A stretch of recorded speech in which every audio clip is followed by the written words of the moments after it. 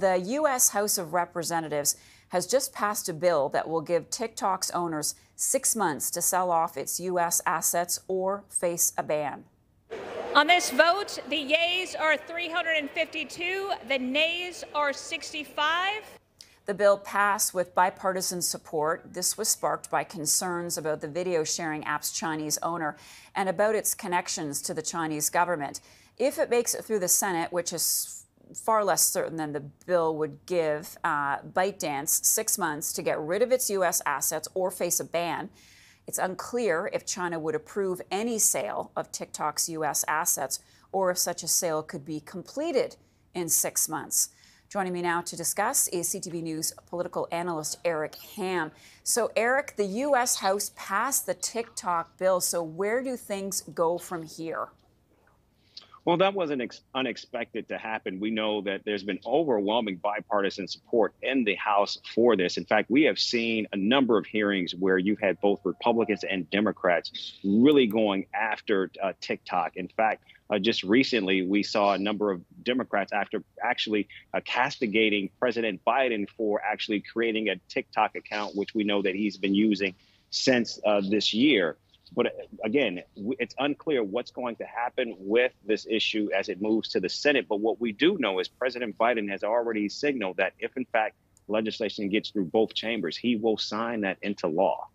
Can you tell us more about how and why we got here and why there is such a concern about TikTok in the United States?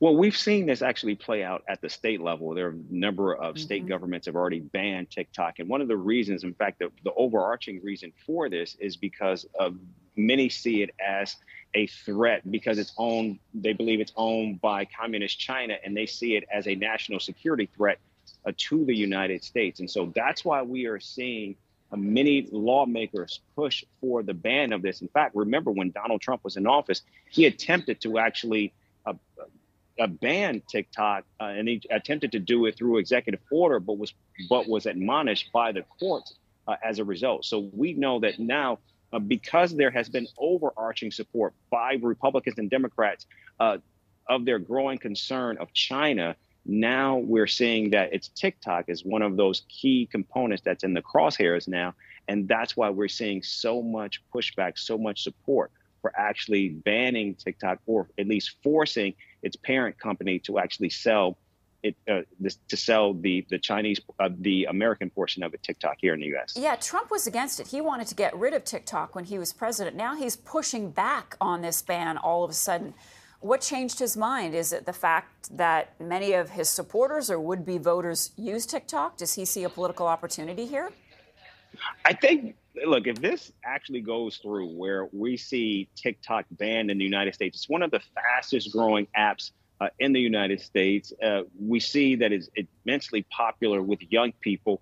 This could be a Pyrrhic victory politically for those that actually support this ban. And if it actually goes into law, it's unclear how this is going to work for Joe Biden. So I could see where Donald Trump is actually taking a cue in terms of where the wind is blowing on this issue, much like what we've seen with him on the issue of the overturning of Roe. While he's in certain Republican circles, he certainly touts the fact that he actually put 3 justices on the bench that actually banned or overturned Roe. But of course, when he gets into circles where we know that there's a more general audience, he's more muted. And I think that's what we're seeing from the president on this particular issue, because, again, we're talking about tens of millions of young people, and it's going to be those young people who will be crucial, of course, in this upcoming election. Yeah, people who probably or maybe have never paid attention to politics before or cared about the big issues will care about this.